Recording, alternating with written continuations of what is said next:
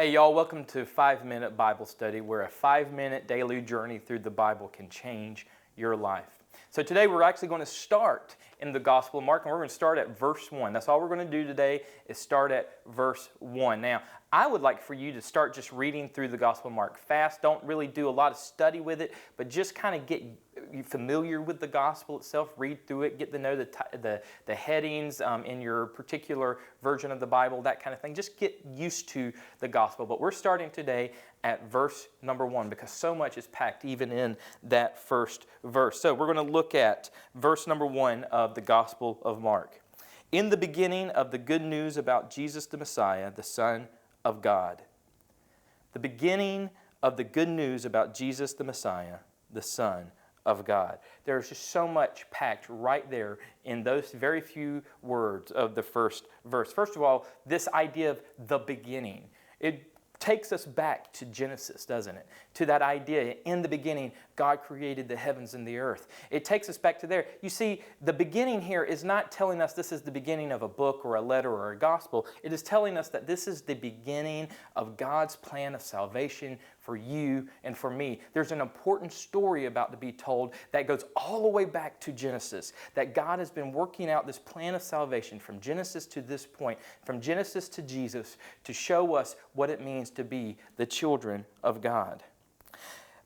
Of the good news about Jesus the Messiah. Of the good news about Jesus the Messiah. You may know this, but the word that is translated good news is the word gospel.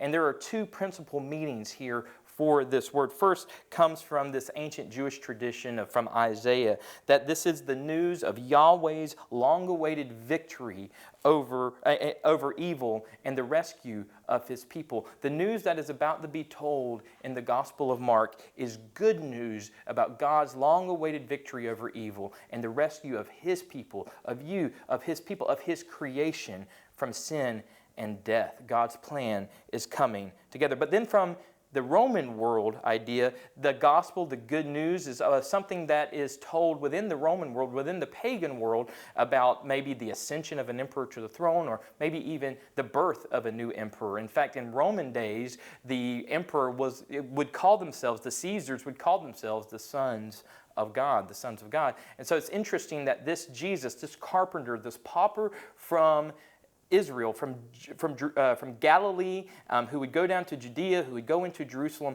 would call himself the Son of God. The hubris there is spectacular.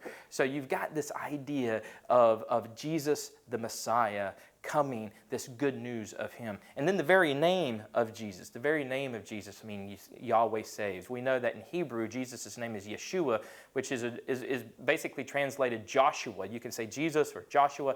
And the idea there is that Jesus saves, God saves through who Christ is. Christ is the salvation of the people for the world. This is the plan of salvation. This is the way God has worked it out. And He's the Messiah. He's the long-awaited deliverer. He's the one who has come to set us free. It goes all the way back to even the Exodus story, that when Moses leads the Israelites out of Egypt and delivers them from slavery and death, Jesus comes and leads us out on an exodus from slavery to sin and death. So here in this very first verse, we learn that Jesus is the center. He is the center of God's story of salvation for you and for me. He is the Son of God. And this speaks to something greater than Him just being a prophet, greater than Him just being a good moral teacher, that Jesus is God. Jesus is God. Paul would say that, we are to have the same mind as Jesus, who did not consider equality with God something to be used to His own advantage, but He humbled Himself, became servant, became like you and me, and became a servant even unto death. This is in Philippians chapter 2.